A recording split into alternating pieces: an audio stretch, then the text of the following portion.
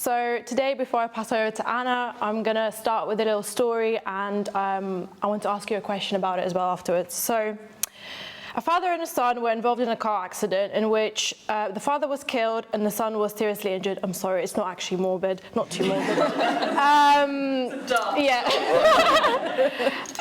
The father was pronounced dead at the scene of the accident and his body was taken to the morgue. And the son was taken by ambulance to a nearby hospital and was immediately taken to the emergency room for operation. A surgeon was then called into the emergency room, and upon arrival, after seeing the patient, the surgeon went, "Oh my God, it's my son." So now, who can explain this? Do any of you have an idea who the surgeon is in relation to the son? His son. Congratulations, you got it really quickly. Yeah. Did anyone else have like a different answer to this? I had this ages ago, and I did think I got it wrong. Yeah. Yeah. No, it's totally understandable. So when people hear the story, around 40% of participants would actually think that it's a different answer, so they would make up a different plausible answer, just because we have such an unconscious bias towards surgeons being portrayed as men.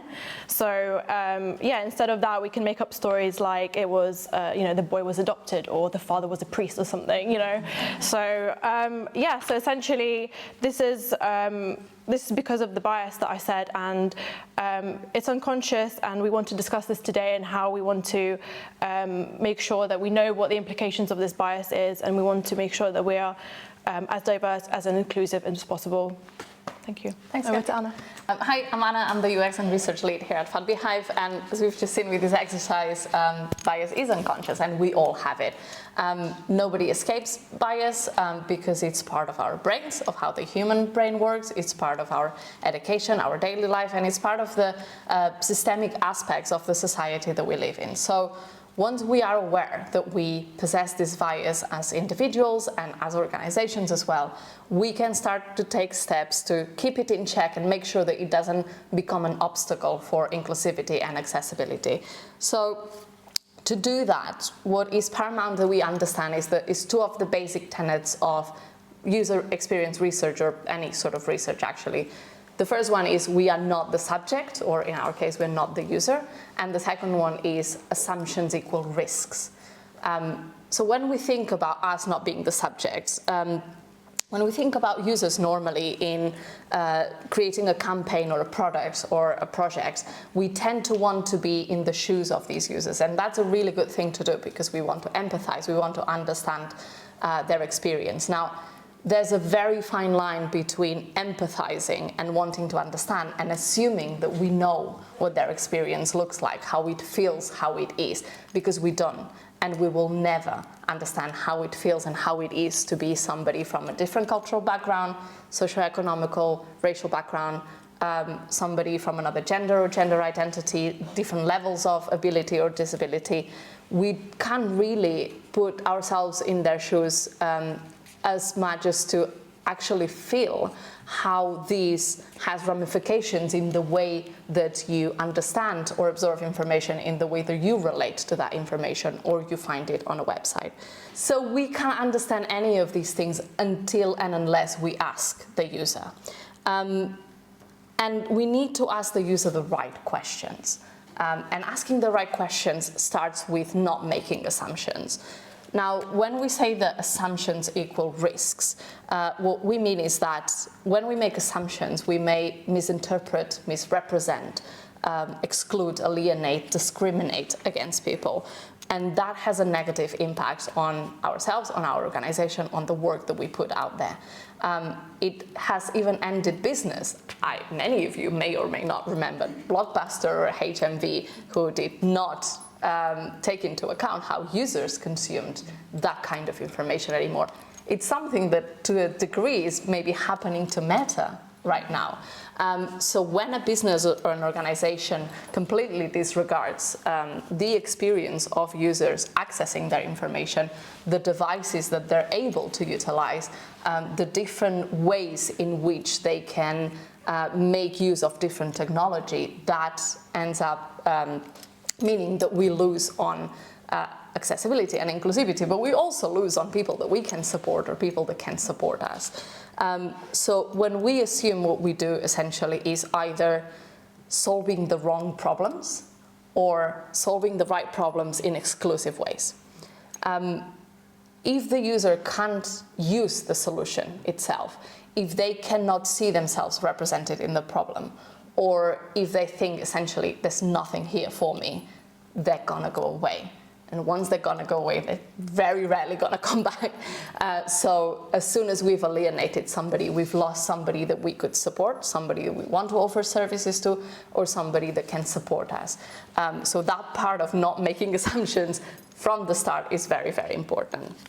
So there's a very visual way to conceive assumptions as risks. So if we look at this glass, these are the things that we know.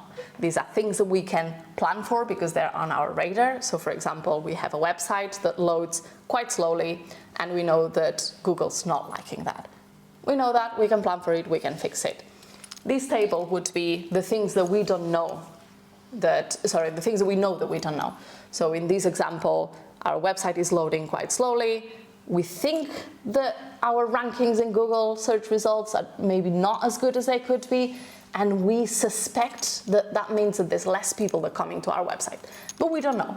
But we know that we don't know, right? So we can investigate, we can find out, and if it's a problem, we can fix it. Now, these are not the major risks. The major risk is this building, or this borough even, is the things that we don't know that we don't know. So for example, in this example of a website loading slowly, maybe we don't know that 30% of people that could be using our services or could be donating to us are using pay-as-you-go. And that the thing that's slowing down our website is a video on autoplay. As soon as the users go there, they see nothing for a few seconds, they click away, they're never gonna come back. But we don't know this because we don't understand that pay-as-you-go is something that 30% of our users use. So we've alienated 30% of people that could actually be contributing to our work or benefiting from our work.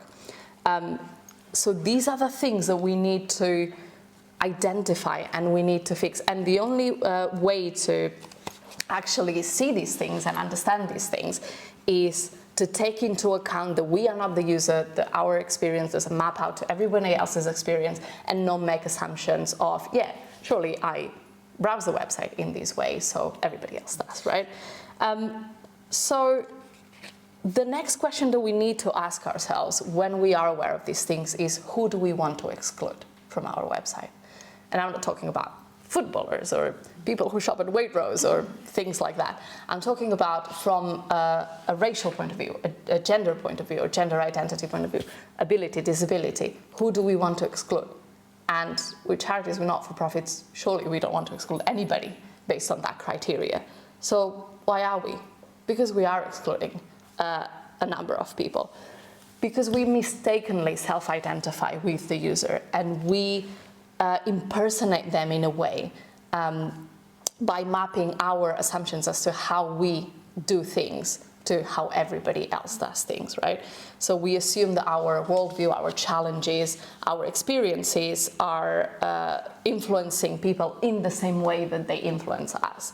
That they browse the website in the same way, that they click a button the same way. I mean, how many ways are there to click a button, or tap a button, or voice activate a button, or motion activate a button, or reach across your phone that's too large for your hands because you're a woman and phones are really, really big and you're trying to mind the gap, right? So there's a lot of ways to click a button. If we only conceive that we click a button on a desktop computer on our office without interruptions of life and pets and children and ice cream vans, we are not really understanding how our users are using the website.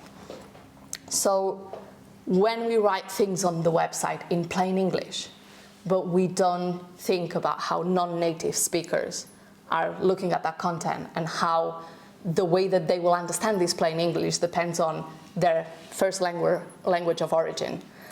when we write for the general public, but we don't bear in mind that different cultures express themselves in different ways, even in the same language. When we're not acknowledging challenges that different profiles of users have while consuming information, for example, the research gap in medical research for people of color and women, for example. When we try to passively include everybody, we're actually actively excluding people. And it's always the same people. It's always people of color, it's always women, trans community, young people, old people, is always the same profiles. So what do? We go back to these principles that we were talking about. First and foremost, we assume that we are not our user and find out who our users are. We ask questions about background, disabilities, about gender and gender identity. We have a good view of how our user base looks like. And when we find out and we see that it's skewed towards a certain demographic or a certain profile, we question why. Secondly, we stop assuming that the people that we have are the people who are interested in what we do. And we think of whether we make any efforts to include users of other profiles with other problematics and other challenges, whether we are addressing all of those and the way that we are addressing those. In third place, we include these people that we know the least about in our research. How does somebody with impaired mobility use our website?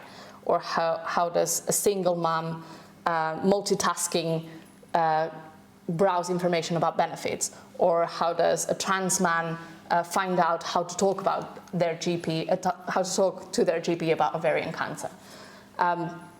In fourth place, we deliberately slow down decision making so we can question the reasons behind decisions, so we can question cultural stereotypes, and so we can keep each other's unconscious bias in check. And fifth, we include diversity in our organizations. We make sure that content is written and proofread by a diverse team.